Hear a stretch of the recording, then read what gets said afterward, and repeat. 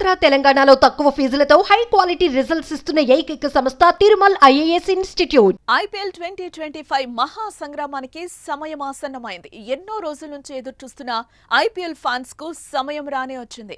ఇవాళ Eden gardens వేదికగా KKR, RCB మధ్య తొలి మ్యాచ్ తో ఐపీఎల్ సీజన్ 18 ప్రారంభమవుతోంది.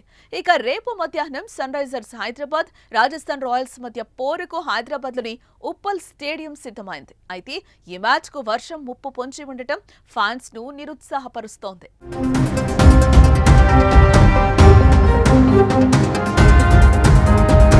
ఐపీఎల్ 2025 మహా సంగ్రామం ప్రారంభమైన సంతోషంతో ఉన్న ఫ్యాన్స్ కు మరోపక్క వర్షం గండం న్యూస్ కొంచెం పరేషాన్లో పడిసినట్లుంది.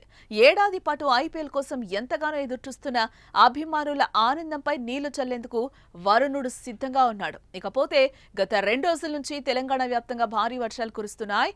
గత రాత్రి కూడా హైదరాబాద్ లో అర్ధరాత్రి కుండపోత వాన కురిసింది. ఇప్పుడు ఇదే హైదరాబాద్ ఐపీఎల్ అభిమానులను కలవరపడుతోంది. రేపు అంటే ఆదివారం ఉప్పల్ వేదికగా Sunrisers Hyderabad versus Rajasthan match జరగనుంది. ఇప్పటికే ఈ మ్యాచ్ కోసం సర్వం సిద్ధం చేశారు. ఇక టికెట్లు కూడా హాట్ కేకుల్లా అమ్ముడుపోయాయి. కానీ మ్యాచ్ టైంకి వర్షం వస్తుందా అనే భయం అభిమానులైతే వెంటాడుతోంది.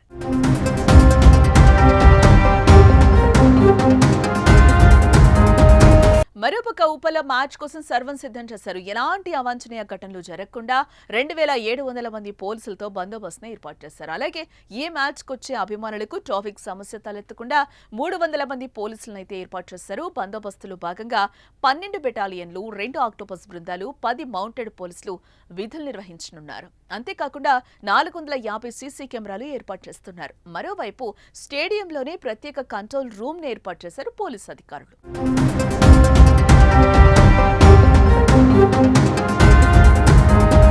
ఇక తెలంగాణ వ్యాప్తంగా 3 రోజుల పాటు భారీ నుంచి అతి భారీ వర్షాలు పడే అవకాశం ఉందని వాతావరణ శాఖ హెచ్చరికలను అయితే జారీ చేసింది.